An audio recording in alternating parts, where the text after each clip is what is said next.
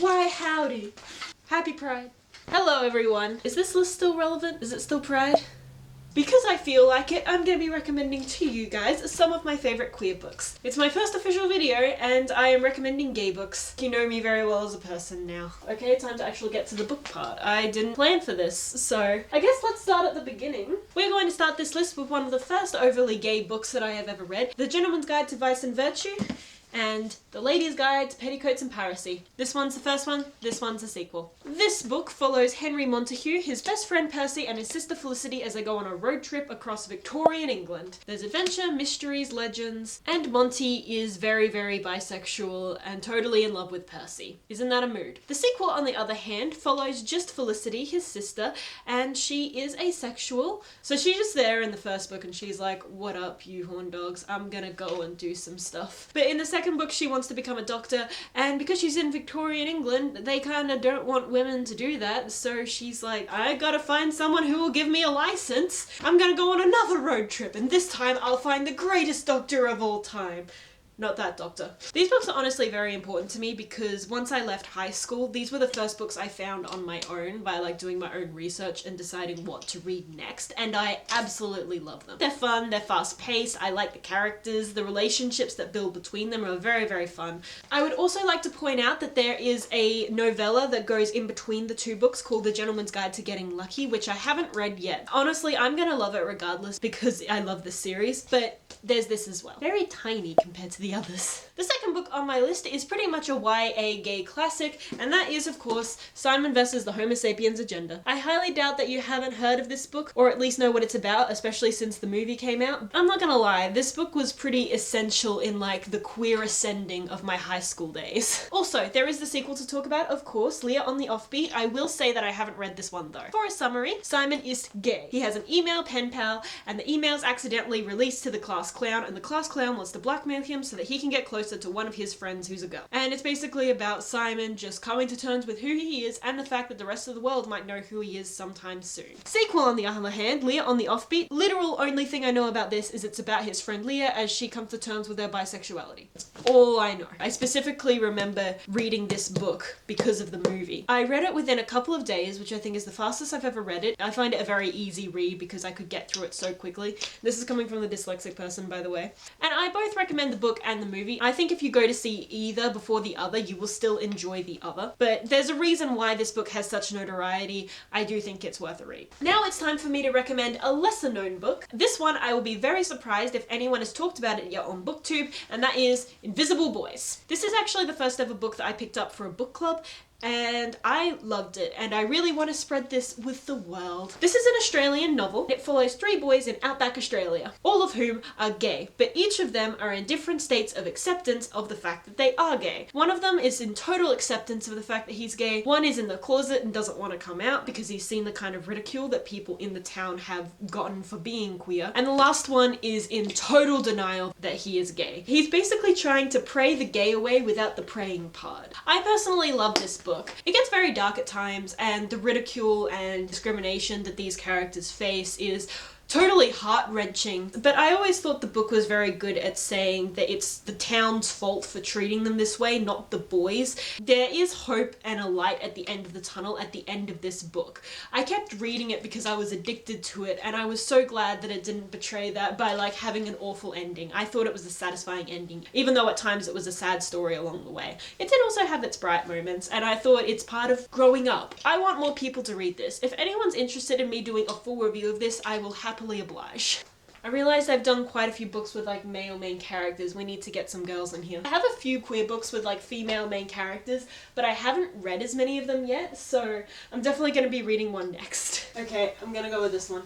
The next book that I will be recommending is one that I haven't read, but you know what? I have enough of a love for this source material, so I'm gonna recommend it. A Study in Charlotte. This is part of the Sherlock Holmes series. This book, from what I've heard, is a modern day retelling of Sherlock Holmes. Gender flipped. I believe it takes place in a school. I have heard that it is gay as heck. I don't know why I'm rocking my hips, but you know what? I'm just gonna stop.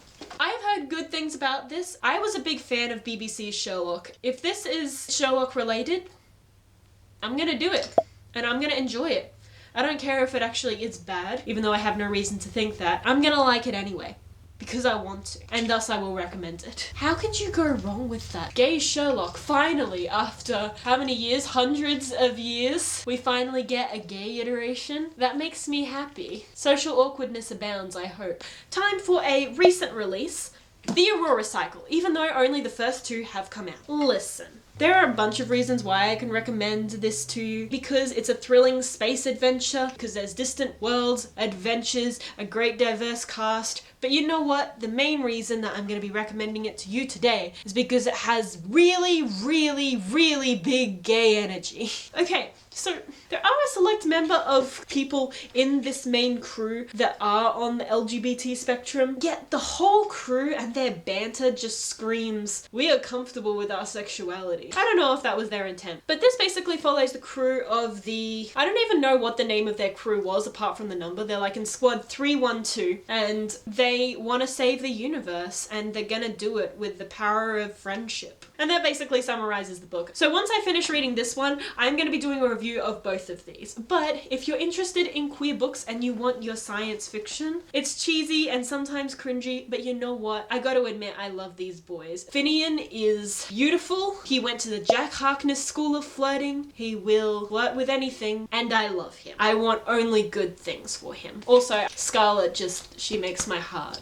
I want to be her friend, or I want to date her. I can't decide. Probably both. The next book that I will be recommending is one you've probably heard of if you've been on BookTube for the past couple of years, and that is Girls of Paper and Fire. Sorry, I didn't prepare for what to say for this one, so I need to remind myself of everything that happens in this. This book takes place in a fantasy world that I believe is based on Chinese mythology. I am not sure. There are 3 different classes of people. The first class is the lowest class, which is called the paper class, which basically means you're completely human. The second class is where you're half human, half animal. And then the third class is when you're pure animal. Humans are the lowest class, animals are the highest class. And the dude who reigns control over this world is like, I want some wives, so you know what, get me some human girls. And our main character is one of the girls who was selected to be one of his wives. She begins a relationship with one of the other girls who is involved. It's also about them thinking about how to get out of this horrible situation, being in the palace of this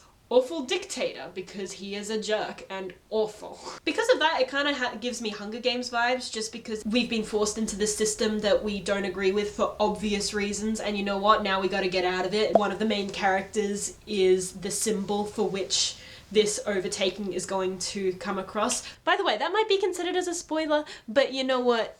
I didn't give away too much, so you know what? It's all good.